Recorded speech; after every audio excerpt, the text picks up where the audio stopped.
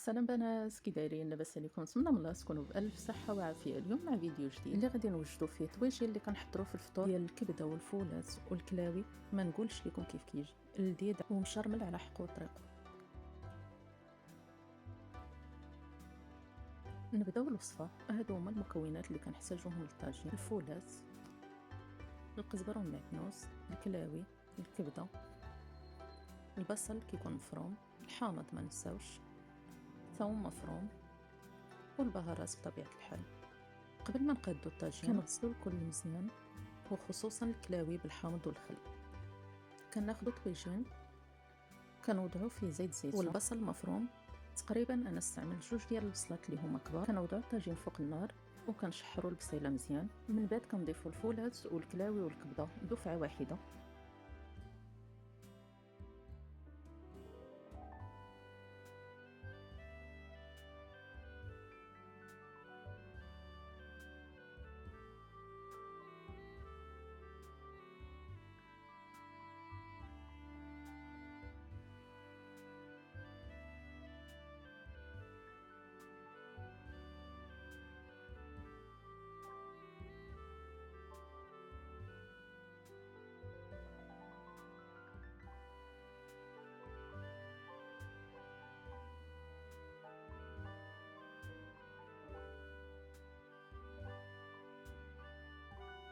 كنضيفو الثوم المفروم، تقريبا عندي 3 ديال الحبات مفرومين،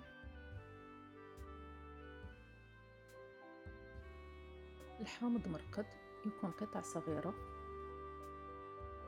عصير نصف حامضه،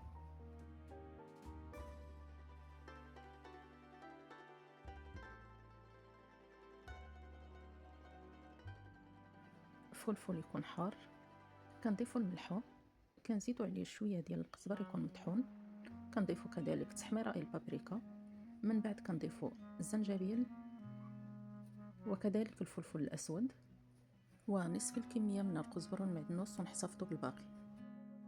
من بعد كنحطو الطاجين فوق نار تكون هادئه. فقط غير تبعوا الوصفه وغادي ينجح معكم الطاجين من اول تجربه ان شاء الله.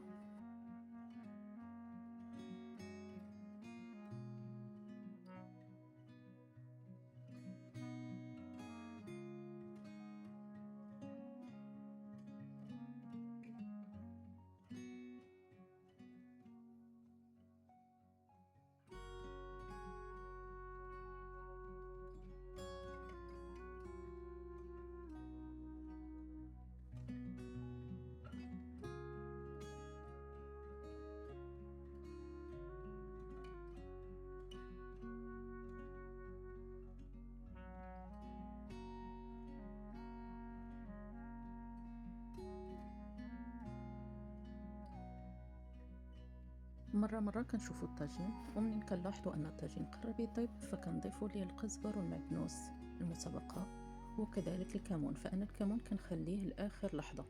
من بعد كنزينو بقطع الحامض اللي كيكون مرقد من قبل. فالطاجين خدا لي تقريبا 45 دقيقه من الطهي، فالطاجين كيجي لذيذ بزاف. نتمنى تجربوه، تخليو لي رايكم في التعليقات وما تنسونيش بقليب. نخليكم مع تسميات الفيديو والى فيديو جديد ان شاء الله، ودمتم في امان الله ورعايته.